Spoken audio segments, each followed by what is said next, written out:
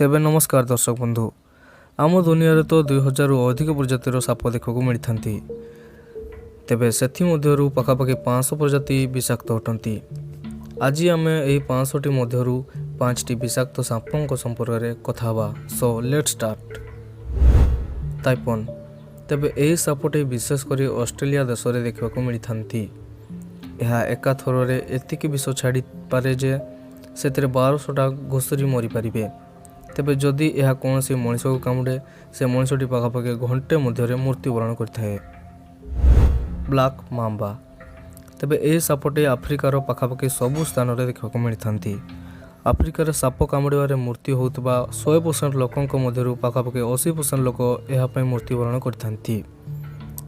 यह सबू सापों ठारू अधिक स्पीड रे चलता है जहाँकि 20 किलोमीटर प्रति घंटे गति करए।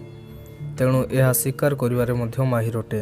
जदि यह लगे जे यार शिकारटी एवं जीवित अच्छी तेबे से ता शिकार को 8 रु अधिक थर कामुड़ी थाए आउ अधिक रु अधिक विष छाड़ी थाए।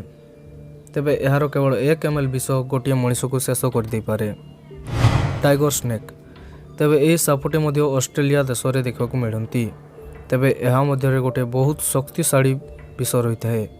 फल यह कामुड़े 20 रु 30 मिनिट मध्य मनीषर मृत्यु हो जाए। किंतु चिंता करंतु नहीं, यह मनीष मानक सह लागू पसंद करे नहीं। यह कौन सी मनीष को निज रास्ता देखा पाइले से ता गतिपथ चेंज कर दिए। किंतु जो समय से डरी जाए और कहीं हैरान करते तेबे से निश्चय कामुड़ी थाए। Philippine cobra. तेबे कोबरा प्रजातिर अधिकांश साप विषाक्त नुहति किंतु फिलिपाइन कोबरा सेमानक ठारू पूरा भिन्न अटे। तेबे यार खासियत यह जे यह केवे कामुड़े नहीं बरं ता शिकार उपरे विष स्प्रे करिथाए जहाँकि ता शिकार ठारू 3 रु 4 मीटर दूर थे से करिपारिथाए। यार विष शरीर में चरीगले श्वासक्रिया और स्पंदन बंद हो जाए। फल मनीष को हार्ट अटैक हो पारे।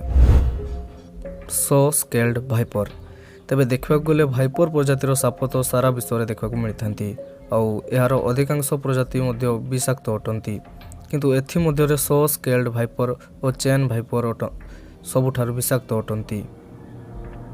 किंतु एथि सो स्केल्ड भाइपर और चेन भाइपर सबुठार विषाक्त अटंती जहाँकि भारत, चीन, बांग्लादेश परी दक्षिण एशियार देशगुड़िक देखा मिलती। यह आज पर्यंत अनेक भारतीय लोकों जीवन चली जाइए। यह विशेषकर वर्षा ऋतु में बाहर को बाहरती। तेबे यह कामुड़े काटिबा स्थान में जोर रक्त बाहर, मांसपेशी सब जोर रे व्यथा हुए और यहीपरि अधा घंटा मध्य व्यक्तिजर मृत्यु हो जाए। तो यार पार्ट 2 आसछि। सो आम चैनल को सब्सक्राइब करी बेल आइकन को ऑल दबाई रखंतु।